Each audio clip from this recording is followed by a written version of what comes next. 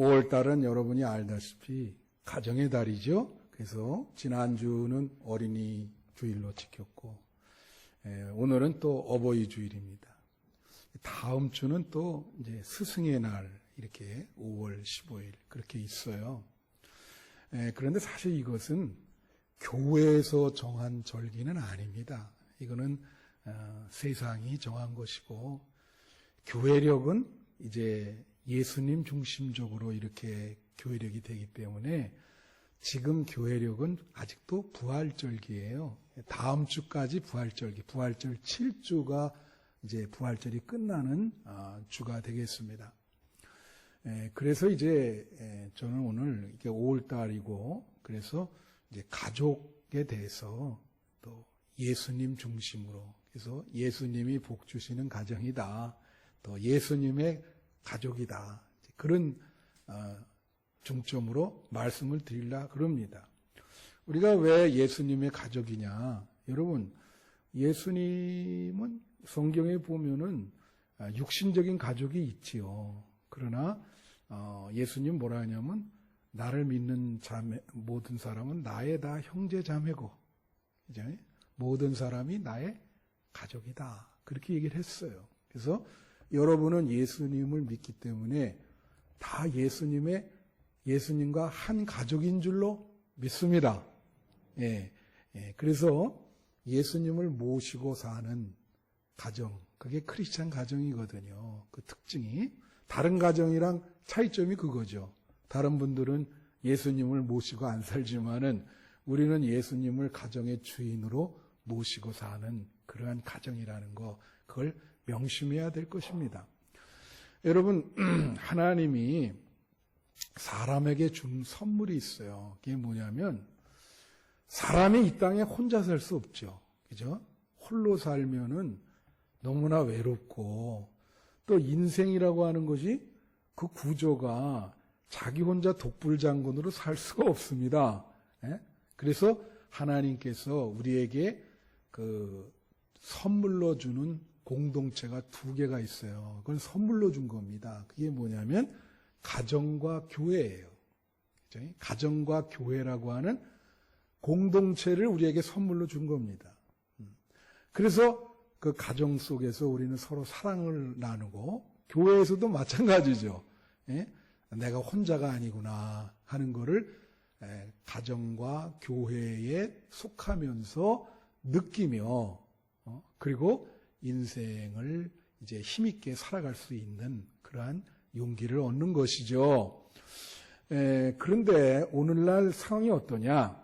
이 하나님이 주신 2 공동체가 어려움을 많이 겪고 있어요. 가정도 많이 해체가 되고 있고요. 여러분 잘 알다시피 미국에서는 결혼한 2쌍 중 1쌍은 이혼을 합니다. 그리고 한국은 이제 그 정도는 아닌데 통계에 의하면 한 4쌍에서 1쌍 정도 이제 그런 퍼센트를 보이고 있습니다.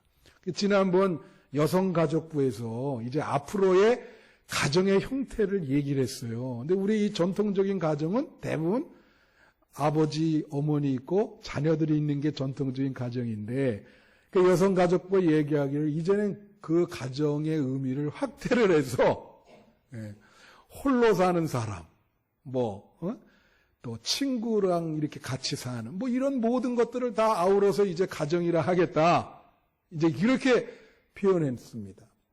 근데 우리 기독교적인 입장에서는 그거는 비성경적인 것입니다. 그래서 많은 그런 문제를 안고 있고요. 앞으로 미래가 되면 저는 이런 생각해요.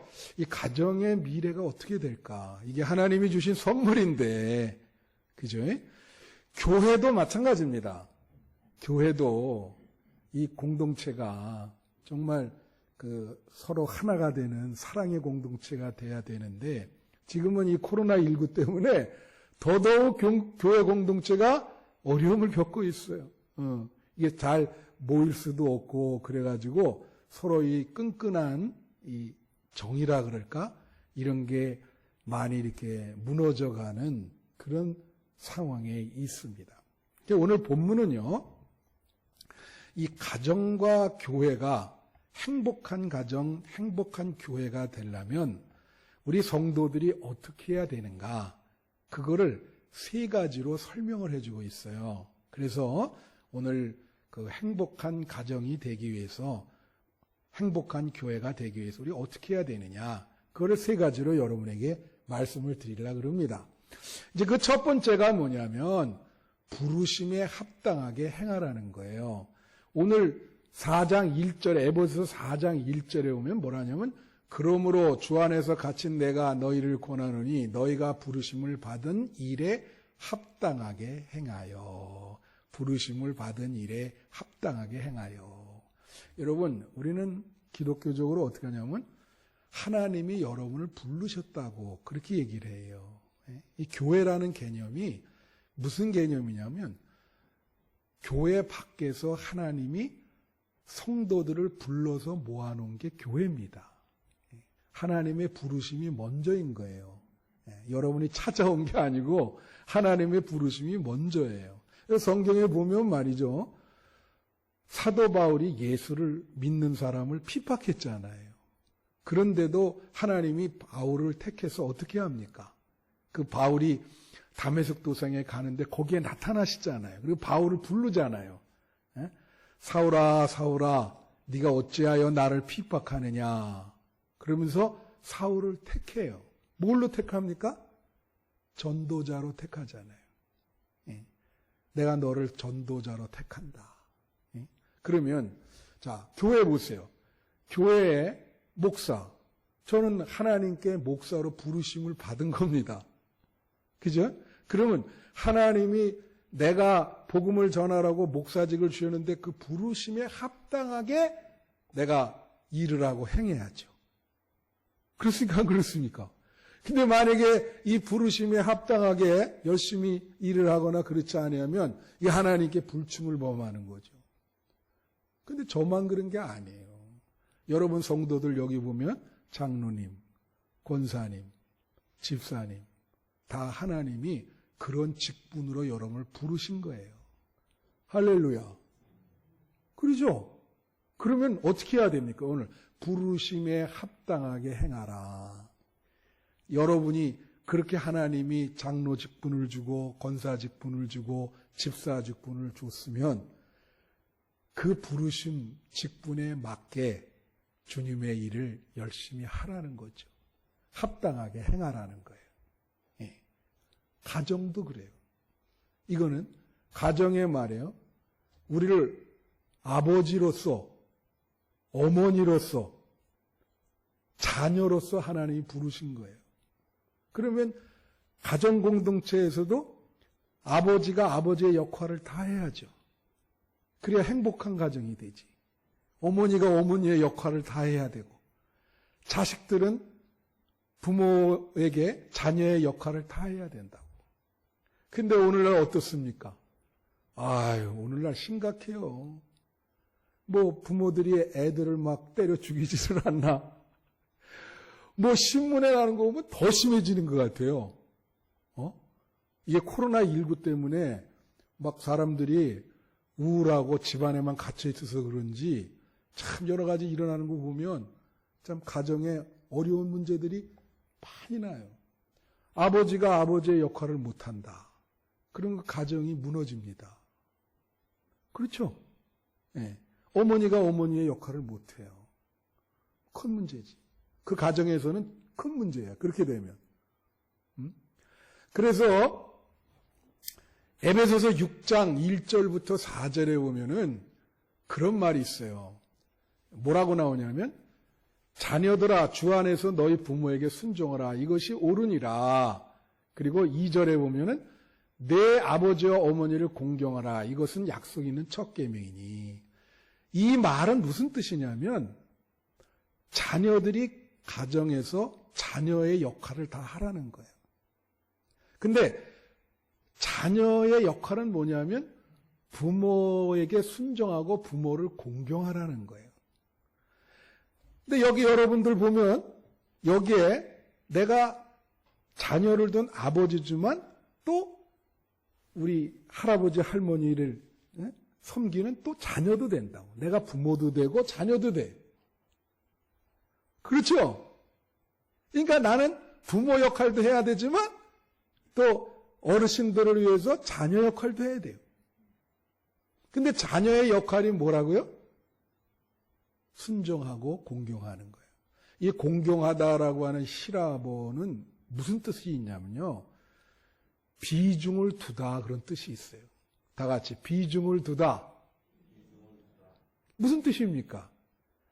자기 부모, 노부모가 내 삶에 큰 비중을 차지한다는 거예요. 가볍게 그걸 넘기면 안 된다는 거예요. 그게 공경하는 겁니다. 굉장히 나의 부모가 중요하다. 비중 있게 부모를 섬겨라. 내 일상생활에서 가장 우선순위 비중을 둬라. 그거죠. 그게 바로 자녀가 할 역할이에요. 부르심을 받은 데의 역할. 그 다음에 부모들에게는 또 뭐라 그래요? 자, 부모의 역할은 3절, 4절에 나오죠. 자, 이로써 내가 잘되고 땅에서 장수하리라. 4절. 뭐라 하냐?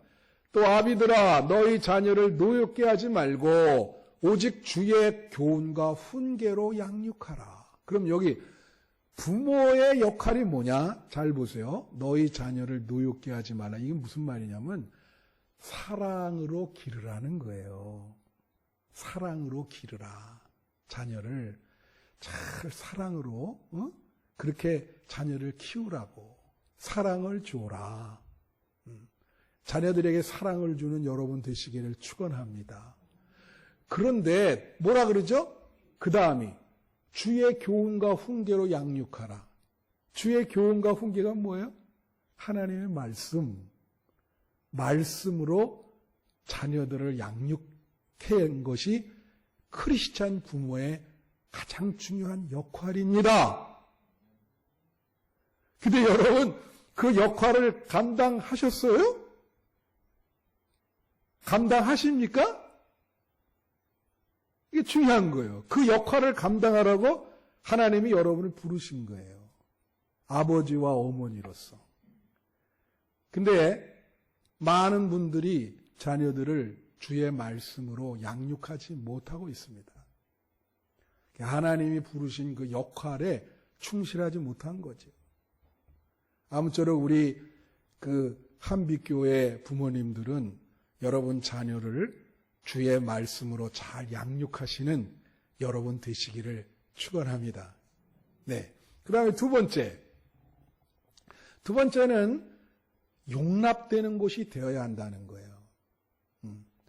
그 가정이든 교회이든 그 구성원이 용납이 돼야 된다. 되게 중요한 거예요, 이게. 용납이 된다.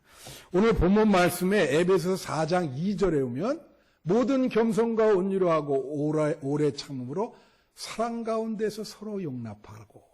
다 같이 사랑 가운데서 서로 용납하고. 네, 가정이든 교회든 다 그렇죠. 여러분, 가정과 교회에서 그 구성원들은 용납받아야 됩니다. 서로. 용납이 돼야 돼요. 그러니까 용납이 안 되는 거를 우리가 뭐라냐면 언제 한번 제가 여러분에게 말씀드렸는데 어느 자리에 갔단 말이에요. 초대받지 않은 사람이 가면 이런 표현을 쓰죠. 바늘방석에 앉아있는 것 같다. 그 말이 뭐예요? 자기가 안 올 때를 온 것 같아. 그런 표현 쓰잖아요. 그래요, 안 그래요? 그런 표현 씁니다. 교회에서 성도들이 내가 여기 정말 내가 용납받는구나 그런 마음이 들으셔야 돼요. 서로 내가 용납받는구나. 저 성도는 날 용납하고 나는 저 성도를 용납하고 서로 용납하라 그러잖아요. 근데 이게 교회에서 이거 뭐 용납이 안 되는 느낌을 받아. 그럼 어떻게 될까요? 그런 걸 우리가 뭐라 하냐면 소외받는다 그런 표현을 쓰는 거예요. 소외받는다.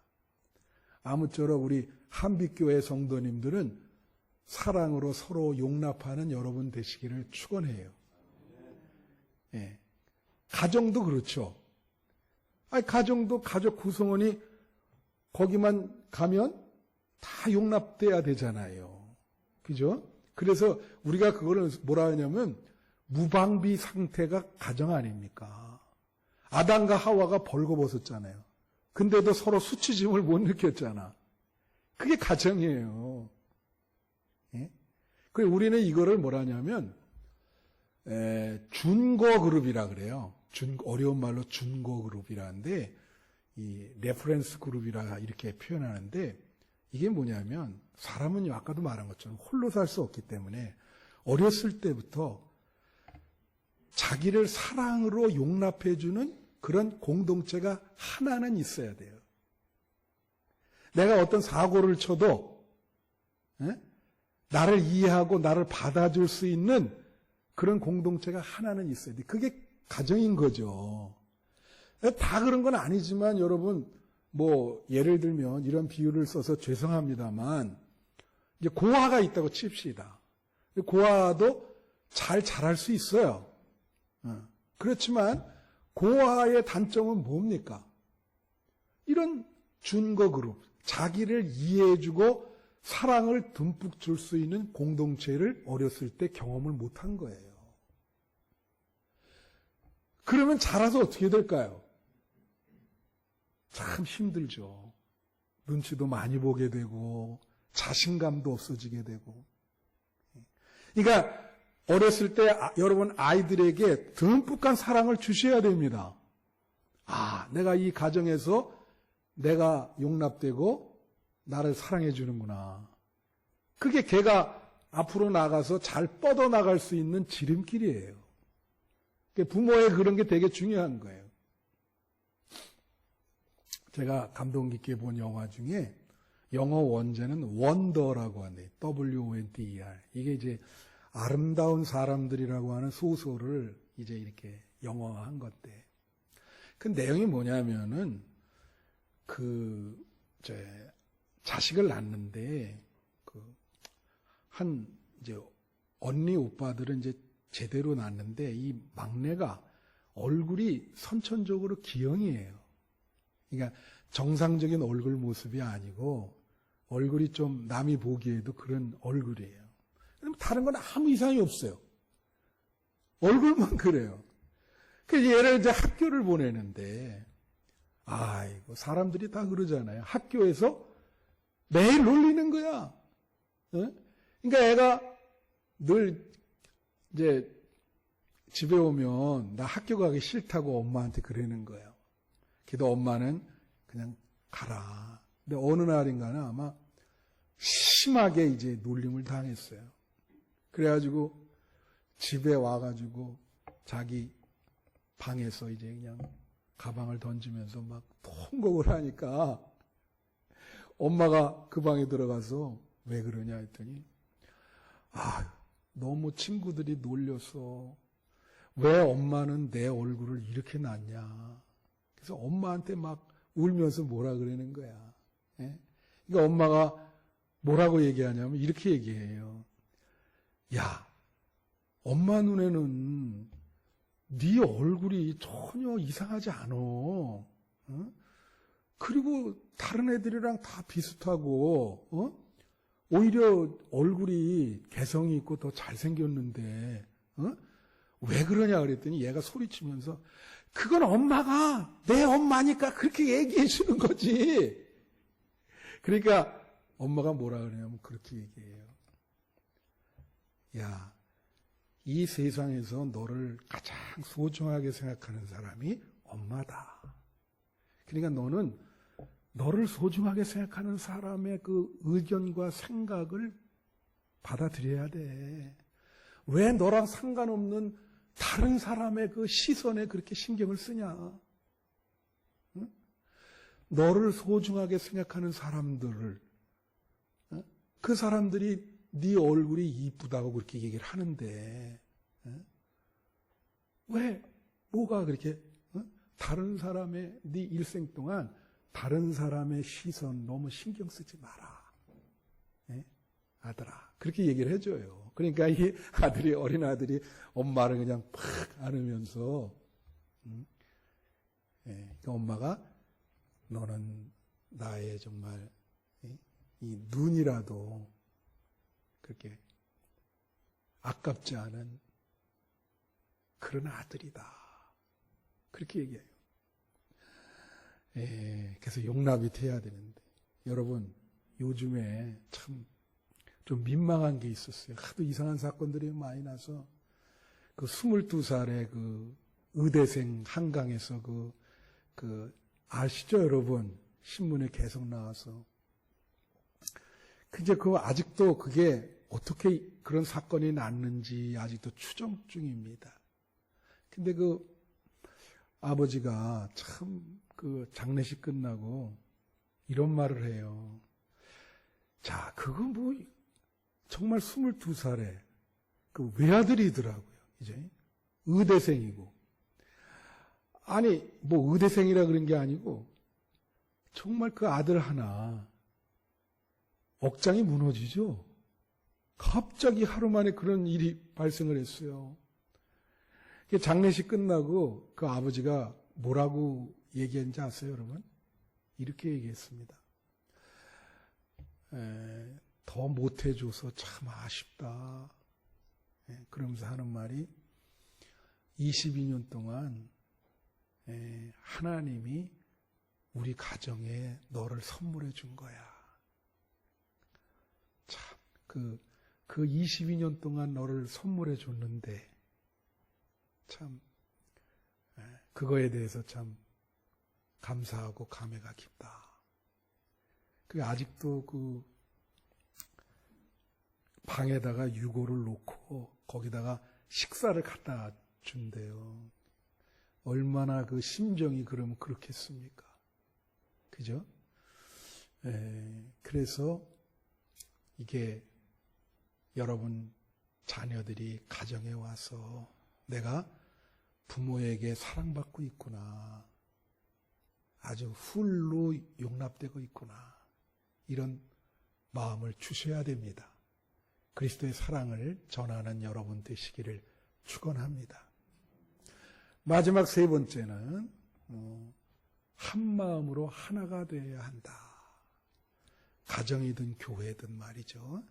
오늘 이 본문 말씀에 3절부터 6절을 한번 보시면 이렇게 나와요. 평안에 매는 줄로 성령이 하나 되게 하신 것을 힘써 지키라. 그리고 뭐라고 나오죠? 여기 보면 몸이 하나요 성령도 한 분이시니 이와 같이 너희가 부르심의 한 소망 안에서 부르심을 받았느니라.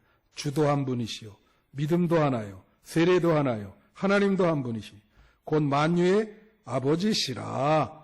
그렇게 나오고 있습니다. 자, 여기에 이게 3절인데 이 안에 하나되라는 말이 7번 나와요. 7번. 하나되라, 하나되라. 교회든 가정이든 그 구성원이 하나가 돼야 된다. 7번 나온다고. 이 7번 하는 거는 뭐예요? 하나 된다는 게 어렵다는 얘기죠. 예, 어렵다는 얘기예요. 이렇게 많이 강조하는 거는 성경에서.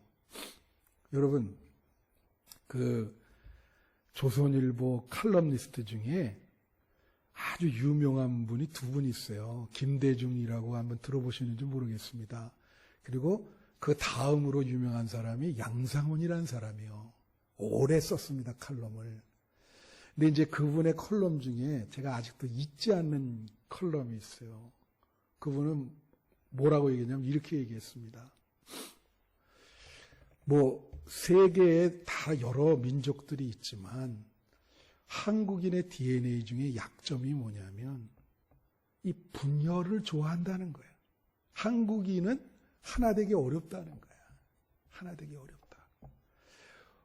여러분, 제가 좀 이민사에 오래 있었지만요.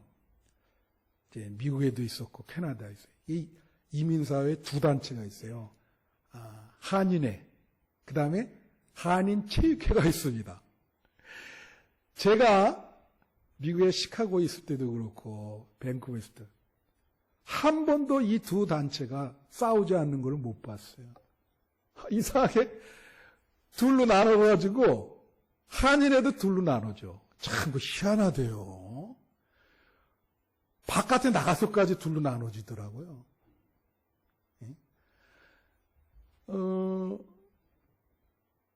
여러분, 지금 우리 지구상에 분단 국가는 우리나라 하나예요. 남한이랑 북한이랑. 지금도 나눠져서 어떻게 합니까? 예? 총구리를 서로 겨누고 있어요. 뭐 원자탄을 개발했다. 미사일을 쏘고. 그죠? 근데 여러분 그거 아셔야 돼요. 이런 거를 여러분이 심각하게 생각하셔야 되는 게 우리 세대는 뭐 이제 그죠? 이 자손들이 여기서 계속 살 텐데 이게 계속 이렇게 계속 지속되면 우리 자손들에게도 계속 영향력을 미치죠. 그건 별로 좋지 않은 영향력입니다. 이걸 부모 세대들이 어떻게 하겠어요? 이걸 하나 되게 하는 게 참 중요한데 예? 이게 참 어려워. 우리는 막 기도할 수밖에 없는데 그 양상훈이라는 사람이 컬럼에서 그런 얘기했습니다. 한국인이 민족 부흥이 되려면 마지막으로 건너야 될 강이 있는데 그 강이 분열을 극복하고 하나가 되는 것이다. 그랬어요. 한국인이 마지막으로 건너야 될 강이 분열을 극복하고 하나가 되는 것이다. 여러분 오늘날도 보죠. 교회나 가정이나 분열되는 게 많잖아요. 교회도 막 치고받고 싸우고 그죠? 가정도 뭐 막 이렇게 해체되고 어떻게 하면 하나가 될까? 이게 의사소통에 문제가 있어요. 의사소통의 문제. 제가 재미나는 얘기 하나 드리고 이제 좀 마치겠습니다만 어떤 분이 이제 나이가 결혼 생활 한 30년 이상 했는데 뭐 자기 집사람 부인이 자기가 무슨 말을 해도 대꾸를 안 해. 대꾸를 안 해. 그래서 그 의사한테 상담을 갔어요. 아, 선생님. 요즘 제 아내가 내가 무슨 말을 해도 대꾸를 안 한다. 그랬더니 의사 선생님이 연세가 들면 이 청력에 문제가 되니까, 대부분 이게 보청기를 끼거나 그렇게 하잖아요. 대부분 노화가 그렇게 옵니다. 노화는 눈이랑 귀로부터 먼저 오거든요. 그러니까, 집에 가셔서 오늘 그 사모님의 그 청력을 한번 좀 확인해 보세요. 그러는 거예요. 그래가지고 이제 집에 돌아가서 큰 소리로 집에 들어가자마자 뭐라 했냐면 이런 거예요. 아, 여보, 오늘 저녁 메뉴가 뭐야? 이게 소리쳤어. 근데 대답이 없네. 그래서 거실로 가면서 또, 여보, 오늘 저녁 메뉴가 뭐야? 그랬더니 또 대답이 없어. 야, 우리 집사람 심각하구나. 그래가지고 내가 이제 가까이 가서 이제 저녁을 준비하고 있는데 뒤에서 이렇게 이제 자기 부인을 이렇게 안으면서 귀에다 대고 여보 오늘 우리 저녁 메뉴가 뭐예요? 그런 거예요. 근데 집사람이 갑자기 확 하면서 칼국수라고 몇 번 얘기하라 인간아! 이러는 거야. 알고 봤더니 자기 청력이 문제인 거야. 자기가 못 듣는 거를 모르는 거예요. 이게 내로남불이죠. 내로남불. 자기 자신을 모를 때 내로남불이 되는 거거든. 의사소통. 왜 하나가 안 되는지 알아요? 소통이 안 돼서 하나가 안 되는 거예요.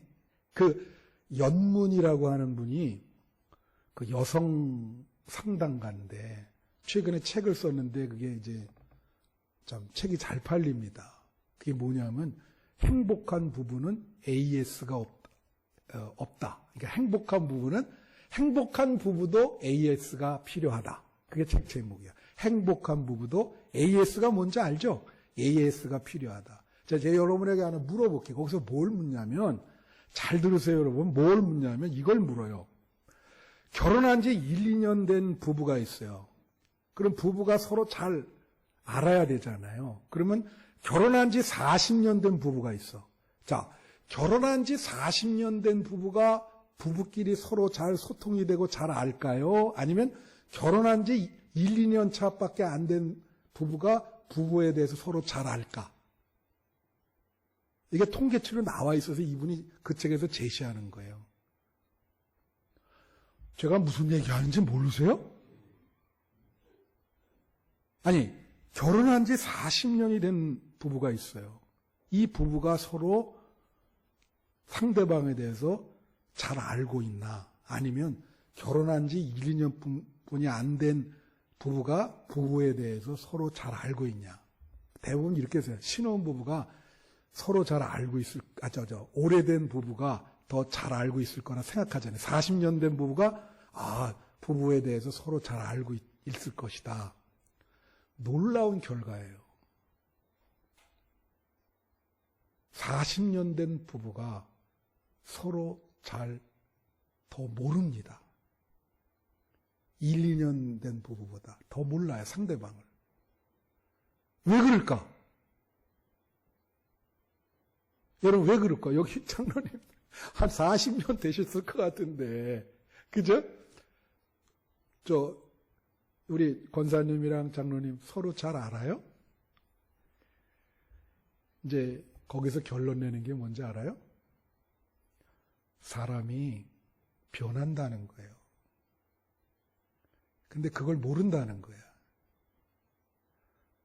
여러분, 사람은 바뀝니다. 40년이 됐으면 얼마나 많이 바뀌었을까? 10년이면 강산이 변하는데. 근데 옛날에 그 결혼할 당시 그것만 생각한다는 거야. 바뀌어요. 바뀝니다. 그래서 오래된 부부일수록 지금 상대방이 무슨 생각하는지 몰라요.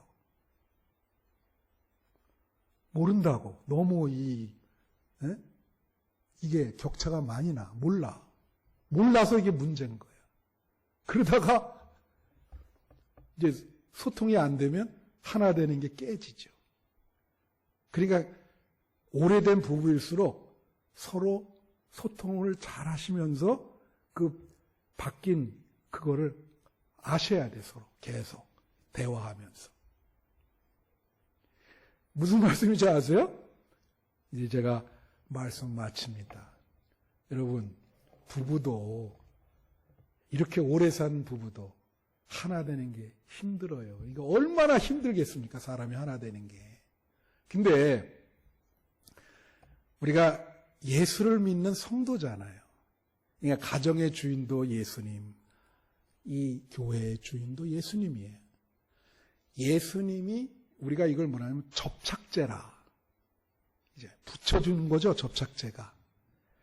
예수님이 사이가 갈라진 거를 붙여준단 말이야. 예수님이 사이에 있어서. 여러분, 옛날에 어떤 부부가 이혼하려고 법정에서 그러는데 자녀가 하나인데 그 자녀가 양옆을 붙들어가지고 어린애인데 절대로 못한다고 막 땡각을 부렸어요. 울면서 대굴대굴 하니까 결국 못했어. 그 아이 때문에. 그 예수님이 그 아이인 거예요. 접착제 딱 붙인다고. 요한복음 2장에 보면 말이죠.